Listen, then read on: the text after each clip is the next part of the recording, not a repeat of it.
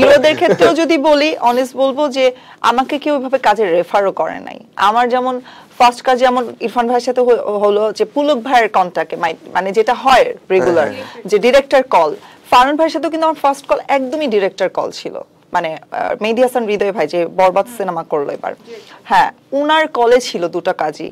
তো আবার সাতশোর সাথে সেম ডিরেক্টর কল ছিল, সোহেল ভাইয়ের সাথেও ডিরেক্টর, মানে আমাকে কখনো কোনো হিরো রেফার করেনি, হয়তো বা আমি আসলে তাদের খুব একটা পছন্দের না।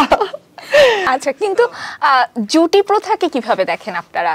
মানে একটা জুটি মানে 100টা নাটকও করে ফেলছে এরকমও আছে, তো এই জিনিসটাকে আপনারা কিভাবে দেখছেন?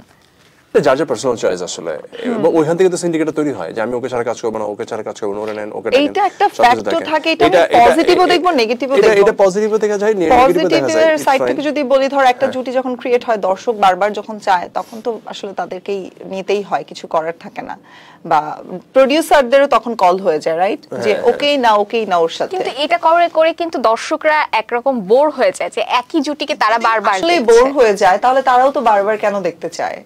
আমার এইটাও একটা কোশ্চেন মার্ক, যে আসলে সবকিছু আমাদের উপর চাপিয়ে দেওয়া উচিত না। দেখছি একই আর্টিস্টকে দেখছি, দেখতে এটা আসলে এর পুরোটা হচ্ছে বিজনেসের উপর। এখন কথা হচ্ছে একটা কাপলকে নিয়ে নাটক যখন একটা প্রোডিউসার দেখছে যে বারবার একটা কাপল মানে ভিউ দিচ্ছে, আর্ন করে দিচ্ছে, তখন অটোমেটিক্যালি তারা চায় সেটা। ফারিন আপু, আপনি তো সিনেমা থেকেই আসছেন, নাটক করছেন, আবার সিনেমাতে কাজ করার আগ্রহ আছে, তো সামনে যদি আপনার সাথে শাকিব খানের কোনো কাজের অফার আসে, করবেন কিনা বা ইচ্ছে আছে কিনা? কারণ সব বলছি না, অধিকাংশ নায়িকারই স্বপ্ন থাকে শাকিব খানের সাথে স্ক্রিন শেয়ার করবে। না, আমি এরকম কোনো স্বপ্ন সত্যি ঘুমের মধ্যে দেখি নাই, সত্যি দেখি নাই।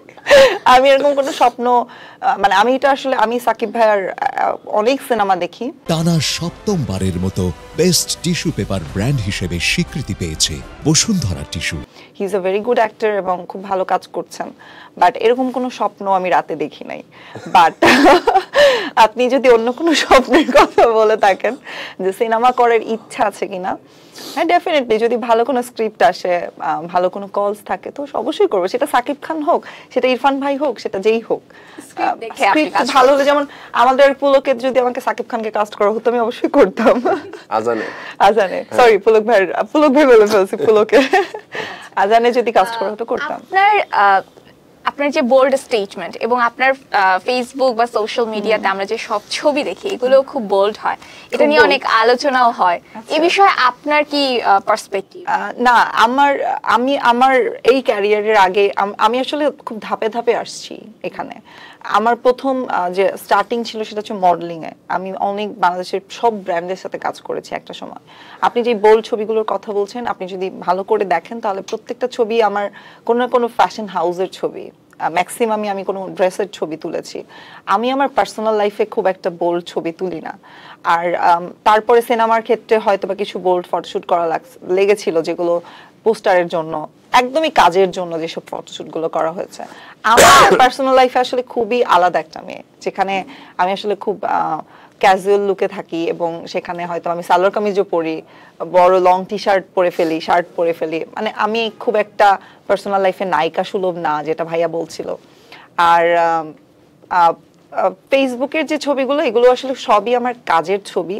আমার যদি পার্সোনাল ছবি আপনি ঘাটেন ফেসবুকে, যে আমি ঘুরতে গেছি কোথাও বা কোথাও খেতে গেছি, দেখবেন যে ম্যাক্সিমাম টাইমই খুব থ্রি পিস পরা বা ক্যাজুয়াল কোনো লুকে দেখা যাবে।